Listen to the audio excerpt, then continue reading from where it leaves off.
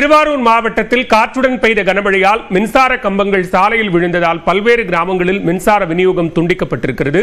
இது தொடர்பான கூடுதல் விவரங்களோடு இணைகிறார் செய்தியாளர் ராஜசேகர். விவரங்கள். பாலவேல், வளிமண்டல கீழடுக்கு சுழற்சியின் காரணமாக தமிழகத்தின் பல்வேறு பகுதிகளில் மிதமானது முதல் கனமழை பெய்யக்கூடும் என சென்னை வானிலை ஆய்வு மையம் தெரிவித்திருந்தது.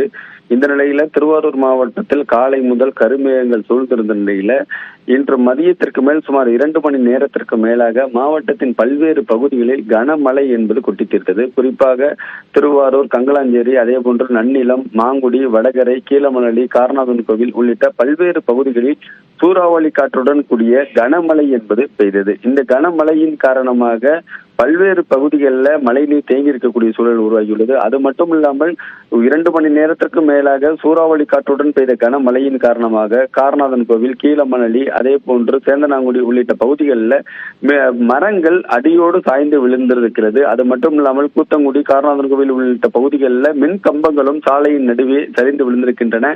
மின் கம்பங்களின் உயர்களும் கீழே சரிந்து விழுந்திருக்கின்றன. இதனால் இந்த பகுதிகளில் முற்றிலுமாக மின்சாரம் என்பது தடைப்பட்டிருக்கிறது. இந்த பகுதியில் பொதுப்பணித்துறை அதிகாரிகள், மின்வாரியத்துறை அதிகாரிகள் தற்பொழுது அந்த மரங்களை அகற்றும் பணியிலும் அதே போன்று மின்கம்பங்களை அகற்றும் பணியிலும் தொடர்ந்து ஈடுபட்டு வருகிறார்கள். கடந்த 4 மணி நேரத்திற்கு மேலாக மின்சாரம் என்பது இந்த கிராமங்களில் துண்டிக்கப்பட்டிருக்கிறது. உடனடியாக மின்வாரியத்துறை அதிகாரிகள் அந்த மின்சாரத்தை கொடுப்பதற்கான நடவடிக்கையை மேற்கொள்ள வேண்டும் என அந்த பகுதி மக்கள் கோரிக்கை வைத்திருக்கிறார்கள். அது மட்டும் இல்லாமல் சாலையில் கிடக்கும் மரங்களை அகற்றி போக்குவரத்தை சரி செய்ய வேண்டும் எனவும் பொதுமக்கள் கோரிக்கை வைத்திருக்கிறார்கள். பாலவே, விவரங்களுக்கு நன்றி ராஜசேகர்.